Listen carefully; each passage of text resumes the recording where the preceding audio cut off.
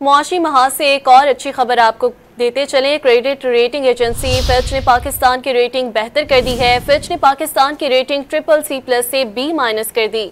Fitch ने पाकिस्तान का मुआशी आउटलुक मुस्तहकम करार दे दिया और कहा कि जून तक पाकिस्तान का मजमूई बजट खसारा कम होकर 6% हो जाएगा। फिच का कहना है कि पाकिस्तान का दरमियानी मुद्दत में बजट खसारा तकरीबन 5% तक महदूद रहने की उम्मीद है, जबकि महंगाई गुज़िश्ता साल की 25 के मुकाबले रवां साल 5 रहने का इम्कान है। वज़ीर ख़जाना मोहम्मद औरंगज़ेब ने फिच रेटिंग्स की जानिब से पाकिस्तान की रेटिंग अपग्रेड कर दी है। मुआशी महाज से एक और अच्छी खबर आपको दे रहे हैं कि क्रेडिट रेटिंग एजेंसी फिच ने पाकिस्तान की रेटिंग बेहतर कर दी है।